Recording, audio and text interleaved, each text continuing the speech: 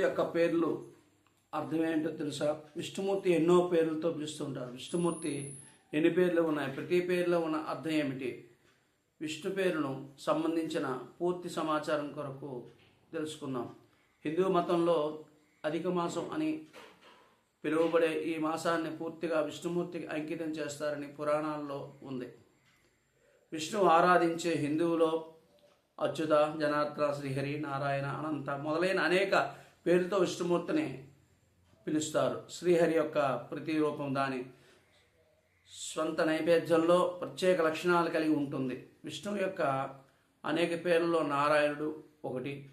నారద మహర్షులు పెదవులు నుండి ఈ పేరు మనం తరచుగా వింటూ ఉంటాం. విష్ణుమూర్తిని నారాయణే అని ఎందుకు అంటారంటే ఆ పేరు యొక్క ప్రాముఖ్యత ఏంటి తెలుసుకుందాం. శ్రీహరి యొక్క పురుషోత్తమ నామ అర్థం.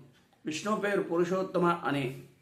పురుషుల్లో ఉత్తముడు విష్ణుమూర్తి యొక్క పేరు. అతని అనేక అవతారాలు ఒకదానికి ఒకటి సూచిస్తూ విష్ణు అచ్యుత అని ఎందుకు అంటారంటే అచ్యుత అంటే ఎప్పటికీ నశించేవాడు లేదా శాశ్వతంగా అమరుడు. విష్ణు భూమిపై శాశ్వతంగా కాబట్టి విష్ణువుని ఈ పేరు పెట్టారు. హరి అంటే ఏమిటి? విశ్వంలో పతనమైనప్పుడు విష్ణువు వివిధ అవతారాల్లో ధరించి భూమిని రక్షిస్తాడు. మాత విశ్వాసం. అందుకే విష్ణువుని విశ్వరక్షకుడు పేర్కొ. హరి అంటే ఒక వ్యక్తి యొక్క అన్ని బాధలను ఉంచేవాడు హరి అని అర్థం.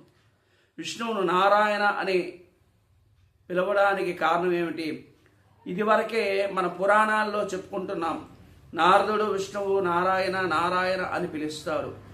నీరాన్ అనేది నీటి పరిహారాన్ని సంస్కృతంలో అమిత ప్రత్యేకాల సందర్భంలో నర అని కూడా పిలుస్తారు. నీరు మొదటి అధిష్టానం, లేనిది నివాసం. వైకుంఠధామంలో క్షీరసాగరంలో నివసించే శ్రీహరితో ఈ నీటి గాఢమైనది అనుబంధమైనది ఉంది. అందుకే శ్రీహరినారాయణ అని కూడా పిలుస్తారు. శ్రీహరి విష్ణువుని ఎందుకు అంటారు?